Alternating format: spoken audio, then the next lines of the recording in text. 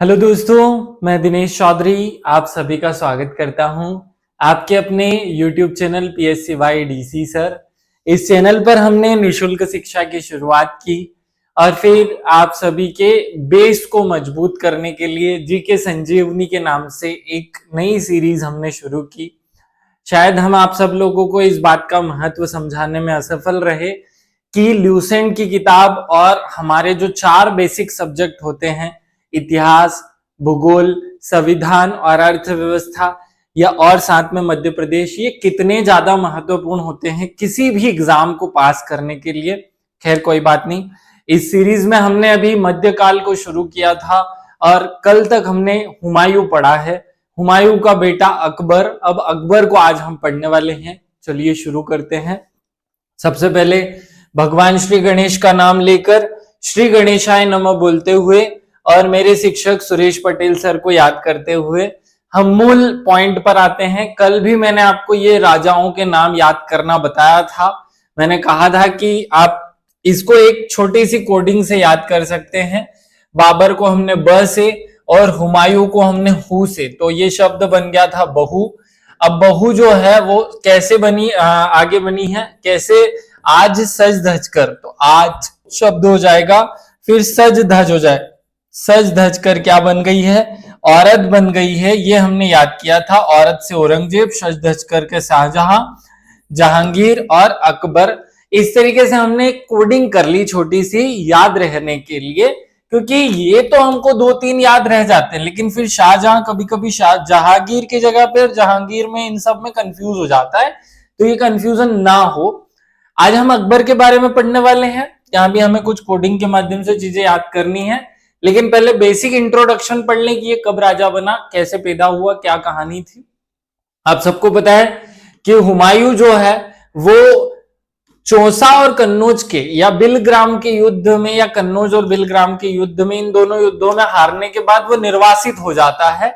आप सब लोगों ने ये जो 2 युद्ध हैं उनको स्पेशली याद रखना है। 1539, 1539 और 40, ये दोनों युद्ध याद रखेंगे, चौसा और कन्नौज।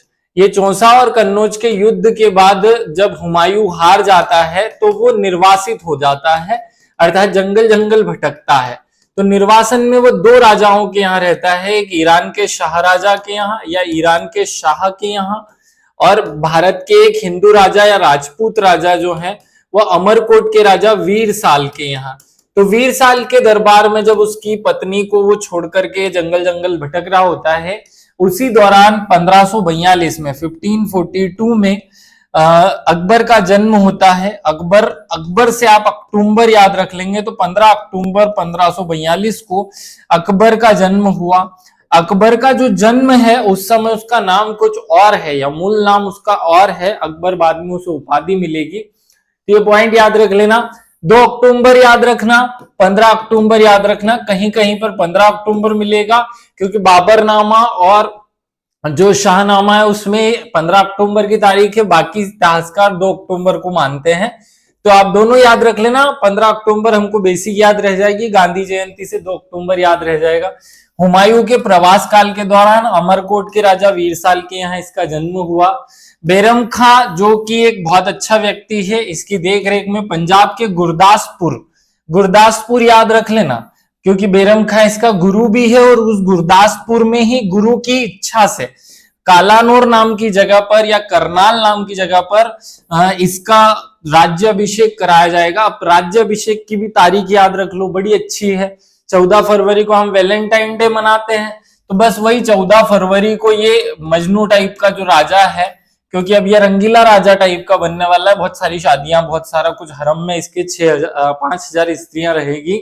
तो ऐसा व्यक्ति है, क्योंकि वैलेंटाइन डे को शादी कर राजा बन रहा है ना, तो 14 फरवरी 1556 को इस व्यक्ति के राज्य अभिषेक हो जाता है, और करनाल या कालानौर नामक स्थान पर इसका राज्याभिषेक होता है। यहाँ याद रख लेना मियां अबुल कासिम, ये व्यक्ति का नाम याद रख सको तो जरूर रखना, क्योंकि यही व्यक्ति इसका राज्याभिषेक करवाता है। राज्याभिषेक बेरम खां के नेतृत्व में होता है, उसके संरक्षण में होता है, लेकिन राज्याभिषेक करता कौन है? तो वो तो करेगा कोई व्यक्ति, तो अबुल कासिम करेगा। ये इतने से पॉइंट यहां से इंपॉर्टेंट है, याद रख लेना। मैं कभी कभी बीच बीच में फालतू की बातें कर देता हूं, जैसे मैंने 14 फरवरी के बारे में फालतू की बातें की, ये आपको कनेक्ट कराने के लिए है। वास्तव में आपकी कनेक्टिंग प्रोसेस, आपकी कनेक्टिंग क्षमता इससे बढ़ेगी। अब 14 फरवरी दिमाग में पड़ा रहेगा कि अकबर कब सिंहासन पर बैठा, तो 14 फरवरी मतलब वैलेंटाइन डे के दिन 1556 में बना। बेरम खां को इसने अपना वकील और प्रधानमंत्री नियुक्त किया, लेकिन अभी बेरम खां को भगाने वाला है, थोड़ी देर बाद देखेंगे कैसे भगाएगा। चलिए आगे बढ़ते हैं। अब हम पहले अकबर के जीवन या उसके जो व्यक्तिगत जीवन शैली है, जीवन है, उसके ऊपर थोड़ा सा नजर डाल लो। इसका जन्म 15 अक्टूबर और 2 अक्टूबर, ये दोनों तारीख याद रख लेना, कंफ्यूज नहीं होना। इतिहास में दोनों स्रोत मान्य है, हमारे इतिहासकारों ने दोनों तारीखों को मान्य किया है। तो सिंध के अमरकोट के राणा बीरसाल के यहाँ इसका, या राजपूत के घर में इसका जन्म होता है। इसका पूरा नाम जो है वो जलालुद्दीन मोहम्मद अकबर है। क्या नाम है? जलालुद्दीन मोहम्मद अकबर। क्योंकि अभी इसको पैदा हुआ तो दूसरों को जलन हुई, और बाद में इसको भी जलन हुई कि हिंदुस्तान इतना सोने की चिड़िया, कैसे लूट लो इसको।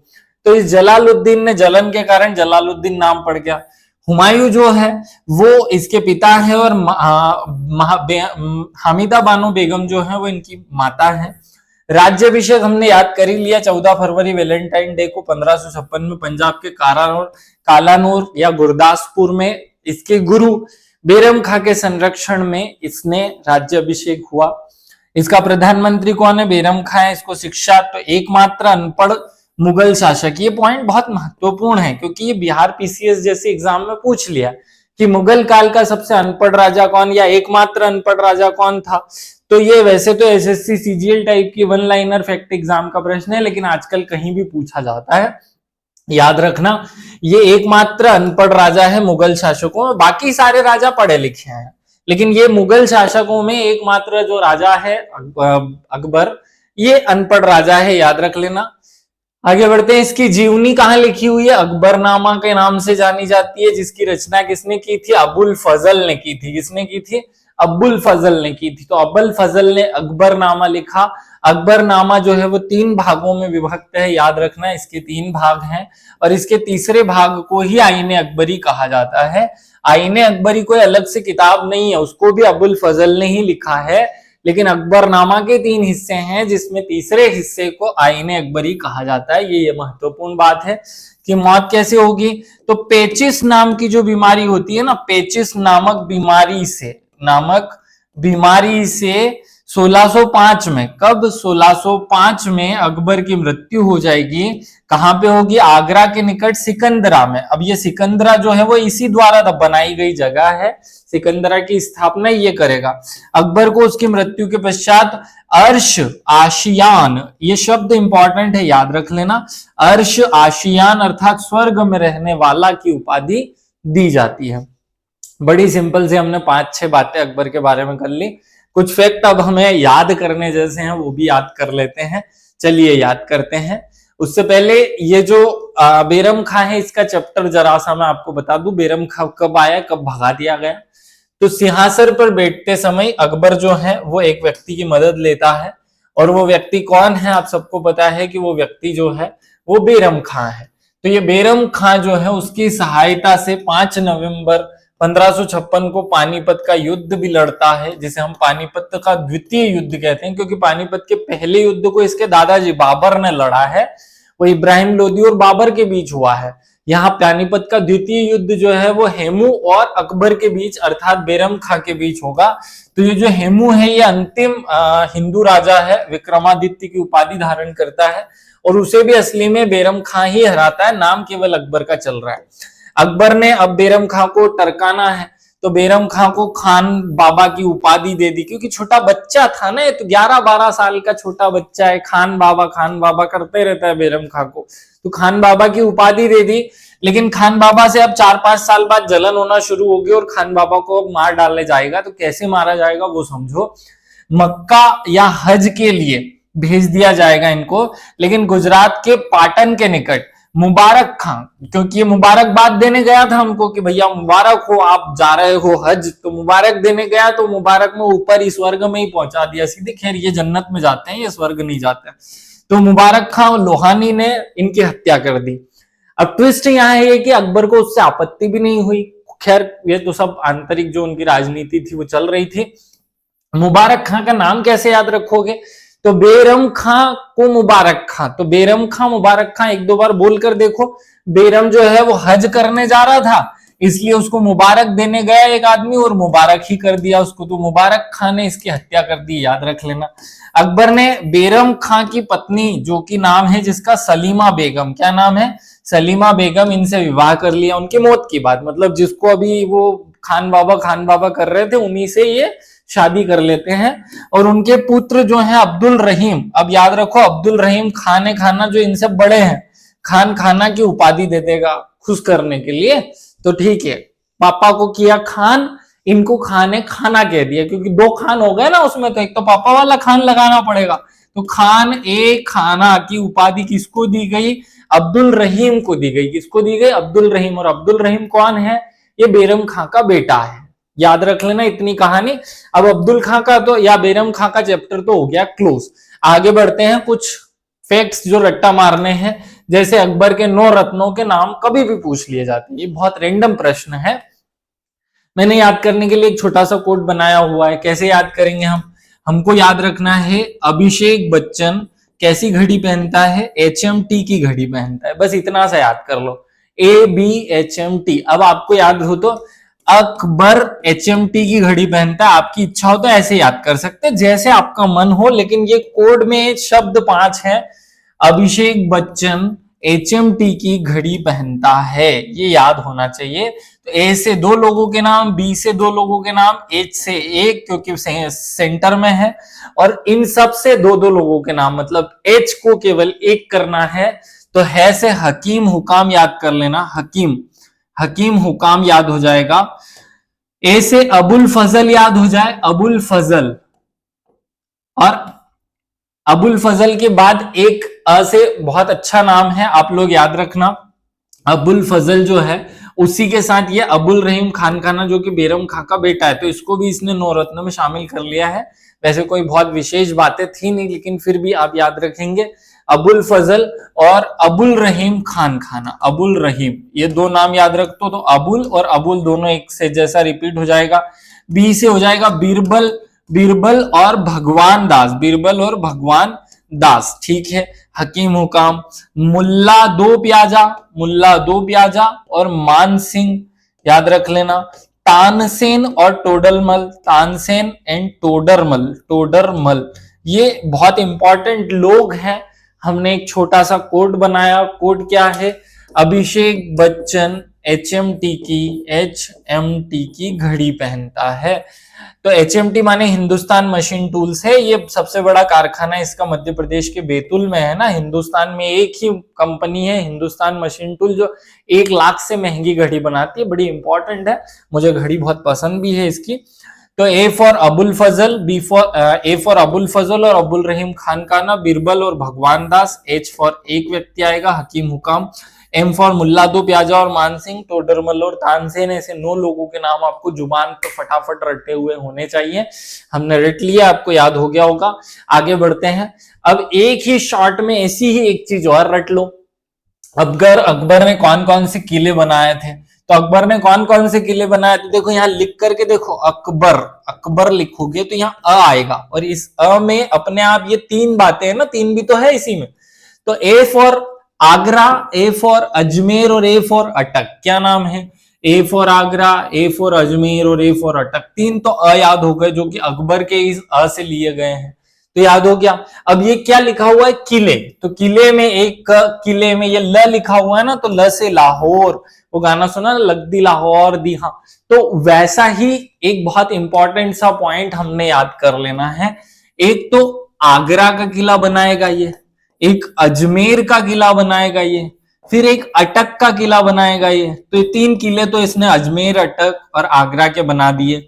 ठीक है, अब लाहौर की बारी है। तो लाहौर और इलाहाबाद, तो ये अब आपको याद नहीं हो रहा होगा। देखो कैसे, बड़ा सिंपल है रे, इतना कठिन नहीं है। दो तो राजधानियां हैं, पाकिस्तान की राजधानी हो गई ये और उत्तर प्रदेश की राजधानी हो गई इलाहाबाद, यूं मान लो, ठीक है, क्योंकि उस जमाने में सेंटर पॉइंट तो यही थे ना। तो दो चीजें इन्होंने यह बना दी और तीन तो हमने अ से याद कर लिया, अकबर का अ, और अकबर के ही अ से आगरा, अजमेर और अटक हो गया। तो तीन ऊपर वाले हमने अलग से याद कर लिए, क्योंकि सब में है ना एक बहुत बुरी कोडिंग मत घुसेड़ना, कनेक्टिंग घुसेड़ा करो। एक कोडिंग फिर एक कनेक्टिंग, एक कोडिंग फिर कनेक्ट, क्योंकि खूब सारा कोड कर लेते तो फिर दिमाग खराब हो जाता है। एक दो बार इस बात को रिवाइज करोगे ना कि अकबर ने कौन से किले बनाया, तो मन से बोल कर देखना कि अ से आगरा, अ से अजमेर, अ से अटक, फिर दो राजधानियां इलाहाबाद और लाहौर, खत्म कहानी। मैंने ऐसे ही याद किया है। चलो आगे बढ़ते हैं। अब अकबर ने कौन कौन सी बहुत महत्वपूर्ण घटनाएं या बहुत सारी इंपॉर्टेंट चीजें की हैं उसके समय की, वो बातें कर लेते हैं। 1542 में इन भैया का जन्म होता है, ये हमें याद है, 1542, 15 अक्टूबर या 2 अक्टूबर। फिर 1556 में ये हेमू को हरा देते हैं और पानीपत के द्वितीय युद्ध में खुद को राजा बना देते हैं, या राजा बन जाता है, राज्याभिषेक हो जाता है। दो बड़ी आम चीजें थी, हम इसको छोड़ देते हैं। 1560 में बैरम खां का पतन हो जाएगा और बैरम खां को कहानी समाप्त। तो देखो एक ही शॉट में बैरम खां को निपटा दिया, एक ही शॉट में निपटा दिया है ना। तो एक ही शॉट में मतलब 60 में, तो 60 से में निपटा दिया, मतलब बैरम खां कब मरा, 60 में, कहानी खत्म। 62, अब 62 जो है उसमें दो काम एक साथ कर रहा है। एक तो हो गया 60, एक शॉट में 60 में निपटा दिया, 62 में दो काम होगा। हरम दल या इसे पेटीकोट शासन कहेंगे, और दास प्रथा। तो दास प्रथा जो है, इन दोनों से मुक्ति। तो 62 में दो, तो 62 में पीछे दो भी तो है, 62 में 62 का 2 भी तो लिखा हुआ है। सब चीजें 1500 में ही होगी, ये तो कहानी नॉर्मल है। 62 में पीछे दो का जो है, इससे दो काम होंगे, एक हरम दल से मुक्ति और एक है पेटीकोट शासन से मुक्ति और दास प्रथा से मुक्ति। ये बहुत इंपॉर्टेंट पॉइंट है, आप याद रख लेना, दो से दो चीजें याद हो जाएंगी। मैं ये याद ही करा रहा हूं अल्टीमेटली आपको कनेक्टिंग के माध्यम से। 63, अब देखो 3 से बोल के देखो ऐसा, 63, 3 से 3 थ वाली फीलिंग आ रही है ना, थ से तीर्थ यात्रा। तो तीर्थ यात्रा जो शब्द है उसमें त चाहिए था और त से ही तो 3 बनता है। ये 3 इंग्लिश वाला 3, 63, 3 में उसने तीर्थ यात्रा से मुक्ति कर दिया, तीर्थ यात्रा कर समाप्त कर दिया, तीर्थ यात्रा की समाप्ति या तीर्थ यात्रा कर की समाप्ति, याद हो गया। अब एक बार तीर्थ यात्रा कर की समाप्ति की तो उसके बाद एक और कर हटाना है, जजिया, लगातार हटाओ।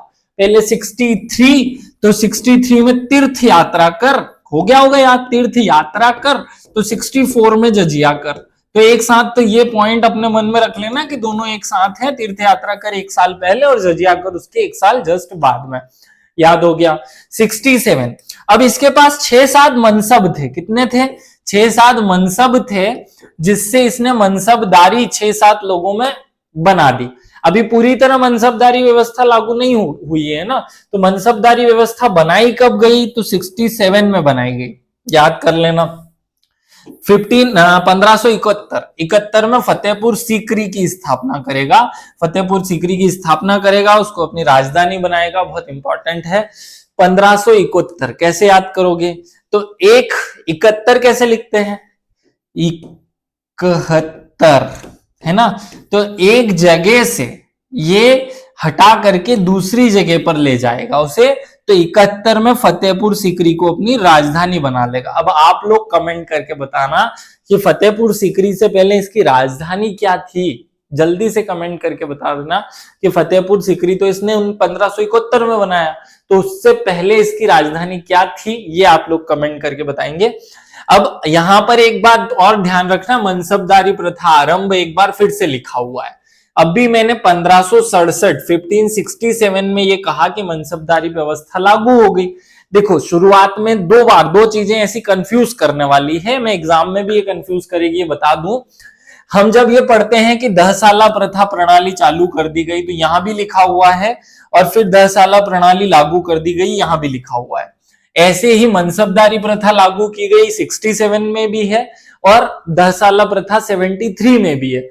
तो 67 में जो बनी थी वो कुछ ही एरियाज में लागू की गई थी, 73 में पूरे साम्राज्य में लागू कर दी गई। ये दोनों में फर्क है। तो एग्जामिनर अगर हमसे क्वेश्चन पूछता है कि मनसबदारी प्रथा कब लागू की गई, तो आंसर जो है वो दोनों ऑप्शन सही हैं उसके। वो कैसा हमसे घुमा करके प्रश्न पूछ रहा है, अगर पहली बार कब लागू की गई तो आंसर 67 होगा, पूरी तरह कब लागू की गई तो 73 होगा। कंफ्यूज नहीं होना।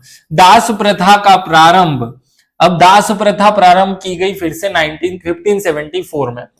फतेहपुर सीकरी में इबादत खाना और प्रार्थना भवन की शुरुआत की गई। अब देखो प्रार्थना, वैसे तो इंसान प्रार्थना करता है 72 हूर के लिए, लेकिन यहाँ 72 ना है 75 है, थोड़ा टर्न कर दो, उसको याद करना है ना हमको। ये 75 के लिए प्रार्थना करते थे। बाकी सारे मुसलमान जो है वो नमाज पढ़ते हैं, इस्लाम में जितनी भी चीजें होती है वो 72 हूर के लिए होती है। किसके लिए होती है? 72 हूर के लिए। तो 72 नहीं, क्योंकि ये अकबर का तो अलग ही धर्म था ना, अकबर ने तो दीन इलाही अलग ही धर्म बनाया, तो वो 75 हूर के लिए करता था जो भी करता था। तो 75 में इबादत खाने की स्थापना हो जाएगी फतेहपुर सीकरी में। 78 इबादत खाना सभी के लिए खोल दिया जाएगा, कोई काम नहीं है कि 7-8 लोग एक साथ अंदर चले जाओ, इबादत खाना सबके लिए खुला है। 79 दहसाला प्रणाली प्रारंभ हो गई और मजहर की घोषणा कर दी गई। और दहसाला प्रथा फिर 82 में भी है, तो दीन इलाही की घोषणा की गई। टोडरमल के द्वारा जो दहसाला है वो लागू की गई थी 82 में। दोनों में डिफरेंस है भाई। दहसाला प्रथा की शुरुआत जो है वो पहले अकबर ने की, लेकिन बाद में उसमें खूब सारे सुधार किए गए और उसे फिर पूरी तरह इंप्लीमेंट किया गया 82 में। तो जो टोडरमल की दहसाला व्यवस्था है वो है 82, लेकिन कॉमन दहसाला व्यवस्था है 79। अब आंसर क्वेश्चन बनता है कि भैया हमसे क्वेश्चन एग्जाम में पूछ लिया जाए तो क्या आंसर करेंगे? तो आपसे अगर पूछा जाए कि दहसाला प्रथा कब शुरू की गई थी तो आप 79 ही आंसर करेंगे, 1579 ही आंसर करेंगे। लेकिन अगर क्वेश्चन यूं पूछ लिया जाए कि दहसाला प्रथा को पूरी तरह कब लागू कर दिया गया तो फिर 3 साल बाद 82 में लागू किया गया, ये अलग से बात हो गई। 83 में इसने इलाही संवत की शुरुआत की। ये बहुत कॉमन बात है। एमपीपीएससी ने एक प्रश्न पूछा कि अकबर ने अपने साम्राज्य को कितने सूबों में बांटा था, तो 12 सूबों में बांटा था। ये प्रश्न का आंसर यहां लिखा हुआ है। कब बांटा था? 1580 में पूरे साम्राज्य को 12 सूबों में बांट दिया था। तो इस वाली स्लाइड में बहुत इंपॉर्टेंट बातें हो गई हैं। आप सब लोग इसका फटाफट से एक अच्छा सा स्क्रीनशॉट ले लो और इसे 2-3 बार याद कर लेना। बहुत इंपॉर्टेंट पॉइंट्स मैंने यहाँ लिखे हुए हैं, इसलिए इनको याद अच्छे से करना जरूरी है। इन सारे पॉइंट्स को एक बार कट टू कट याद कर लेना। यहाँ जो 2 बातें कंफ्यूज करने वाली है, जैसे एक बात जो ये है वो मनसबदारी प्रथा की है, तो मनसबदारी में 2 साल आएंगे, 1567 आएगा और 1573 आएगा, तो दोनों ही एक साथ याद करने हैं। ऐसे ही दहसाला प्रथा में 2 साल आएंगे, एक 1582 आएगा जब टोडरमल की व्यवस्था लागू की गई थी, और एक 1579 आएगा, 79 आएगा। दोनों ही साल याद रखने हैं। दोनों में बहुत सारी बार एग्जामों ने इन क्वेश्चंस को गलत कराया है, ये नहीं होने चाहिए गलत। आगे बढ़ते हैं। अकबर कालीन महत्वपूर्ण घटनाओं में एक महत्वपूर्ण घटना होती है आगरा से कुछ दूर फतेहपुर सीकरी की स्थापना। अब ये फतेहपुर सीकरी क्या लोचा है ये देख लो। उत्तर प्रदेश में आगरा से थोड़ी सी दूर, आगरा के किले से थोड़ी सी दूर फतेहपुर सीकरी है। 1575 में अकबर ने इस फतेहपुर सीकरी की स्थापना की है। उसका नाम ही फतेहपुर है। क्या नाम है? फतेहपुर। तो फतेह का मतलब होता है जीत। तो जब ये गुजरात की विजयी करके आएगा, बुलंद दरवाजा बनाएगा, तो फतेह हो गई, मतलब गुजरात विजयी हो गई। गुजरात विजय जो है उसके उपलक्ष्य में, गुजरात विजय 2 साल पहले हुई, फिर बनाने में 2 साल लगे, तो उसके उपलक्ष्य में फतेहपुर सीकरी की स्थापना करी और वहीं पर प्रवेश करने के लिए बुलंद दरवाजा बनाया। ये कनेक्ट कर लिया हमने। फतेह नाम क्या होता है? फतेह का मतलब क्या होता है? फतेह का मतलब जीत जाना। तो फतेहपुर कब बनाया जाएगा? विजयी होने पर। तो विजयी कहां होने पर? गुजरात की विजय होने पर या गुजरात को जीत लेने पर फतेहपुर सीकरी नाम का एक बड़ा शहर बनाया जाएगा, जिसमें एक दरवाजा होगा जिसका नाम है बुलंद दरवाजा। ये बुलंद दरवाजा कहाँ है? फतेहपुर सीकरी में। किसने बनाया? अकबर ने बनाया। क्यों बनाया? गुजरात विजय के उपलक्ष्य में बनाया। और अब याद रखो, धार्मिक परिचर्चाओं के लिए इबादत खाना भी इसी में बनाया जाएगा। तो ये भी महत्वपूर्ण है। इबादत खाने की स्थापना जो है वो भी विजय के उपलक्ष्य में ही बनाई जाएगी, जिसे प्रार्थना भवन या इबादत खाना कह रहे हैं, उत्सव फतेहपुर सीकरी में है। और आगे बढ़ते हैं। अब अकबर ने और क्या क्या कर लिया, तो अकबर ने एक युद्ध लड़ा हल्दी घाटी का। दो खतरनाक लोग मिले इस अकबर को जिसने इसको पानी पिला दिया। एक दुर्गावती मिली और एक महाराणा प्रताप मिले। दोनों ने इसे खूब पानी पिलाया, इसके नाकों के चने चबाए, खूब मजे लिए इसके, लेकिन फिर भी ये बहुत सफल ना हो सका इन दोनों के विरुद्ध। खैर, इसकी कूटनीतिक चालों ने उन्हें वास्तविक रूप में तो हरा दिया, लेकिन इतिहास में उन दोनों को अमर किया और कालिक पोती अकबर के नाम पर। खैर, उन सब पर डिस्कशन अभी नहीं करते, नहीं तो लंबा हो जाएगा अकबर। अभी हम केवल हल्दी घाटी का युद्ध कर देते हैं। हल्दी घाटी का युद्ध कब हुआ? 1576 में। कब हुआ?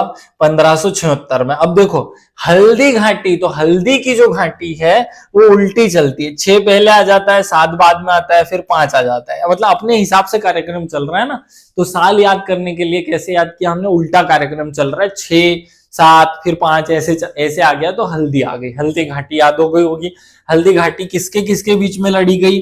तो अकबर था इधर की तरफ, लेकिन अकबर तो डरता था महाराणा प्रताप से, क्योंकि मार डालेंगे। महाराणा प्रताप के सामने कभी वो जाता ही नहीं था, तो उन्होंने म को भेजा, मान सिंह। इस म से याद रख लेना, मान सिंह याद रख लेना। तो अकबर की तरफ से लड़ने जाएगा मान सिंह, और इधर महाराणा प्रताप होंगे।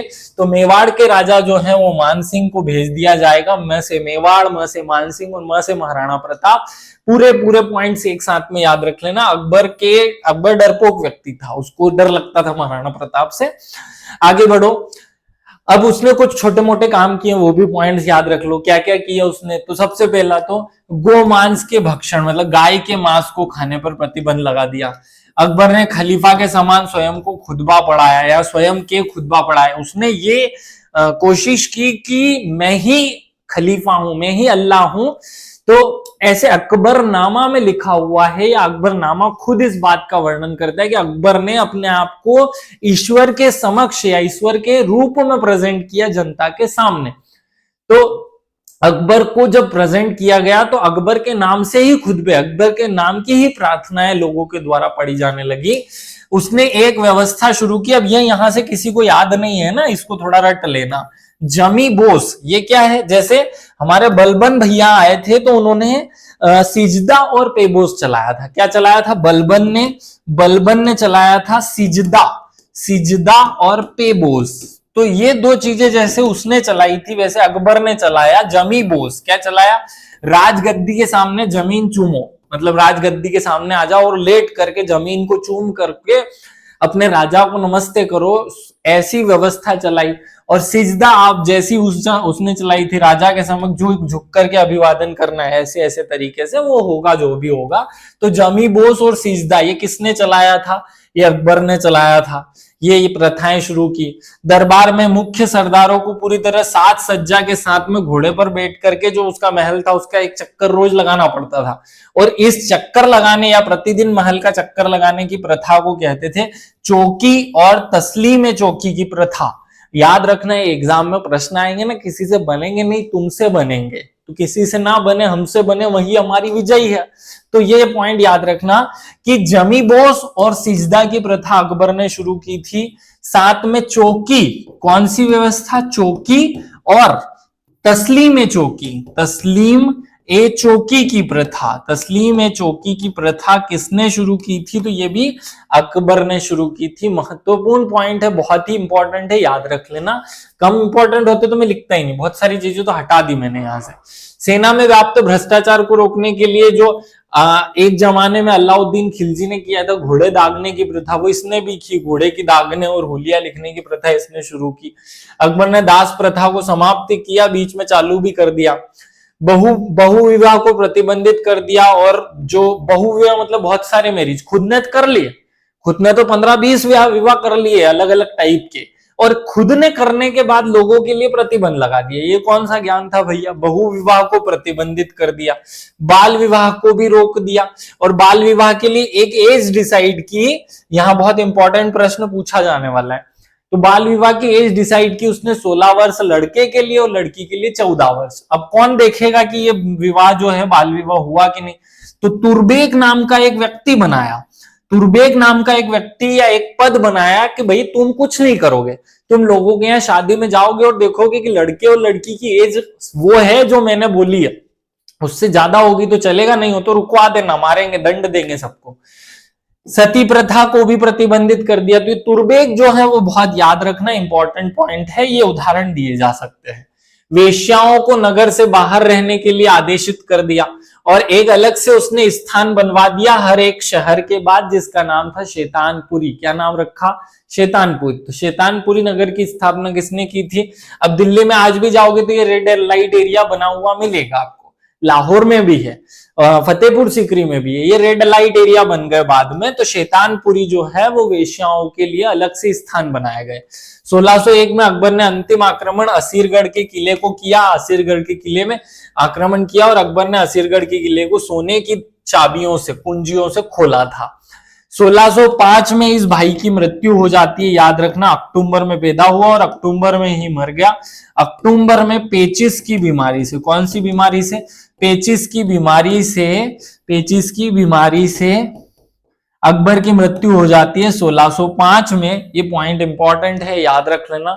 सारी बातें अपने दिमाग में घुसा करके रखो, बहुत महत्वपूर्ण पॉइंट है ये। अकबर से प्रश्न आते हैं, क्योंकि जब अभी हम मुगल का साहित्य जब पढ़ेंगे तो बहुत इंपॉर्टेंट चीजें हमें याद रखनी पड़ेगी। आप सभी लोगों को समझ में आ रहा होगा। खैर, मैं बहुत ज्यादा अब आशाएं आप सबसे रखूं ऐसी, मुझे भी अच्छा नहीं लगता कि रोज रोज मैं ये कहूं कि भाई कमेंट कर दिया करो, मतलब ऐसा कि लगता है कि मैं जैसे आपसे कोई रिक्वेस्ट कर रहा हूं। नहीं भाई, आपसे पूछा जा रहा है कि अगर समझ में आ रहा है तो बता देना हमको, हमें पता चल जाएगा कि मैं सही समझा पा रहा हूं कि नहीं। क्योंकि जैसे अभी व्यूज कम आते हैं तो मुझे लगता है कि नहीं यार, मैं अच्छे से नहीं समझा पा रहा हूं, मैं पढ़ाने में सफल नहीं हूं, इस ल्यूसेंट सीरीज को बंद करो, क्योंकि मैं बच्चों तक पहुंच ही नहीं पा रहा हूं, बच्चों को लाभ ही नहीं दिला पा रहा हूं। और अगर मैं बच्चों को अपना 1 घंटा खराब करने, 2 घंटे खराब करने के बाद लाभ नहीं दिला पा रहा हूं तो फिर फालतू काम क्यों करना है। खैर ठीक है, जो भी है। आप सभी लोगों को धन्यवाद। 1 घंटे, आधे घंटे तक आपने मेरे इस क्लास को अटेंड किया। जय हिंद, जय भारत, भारत माता की जय।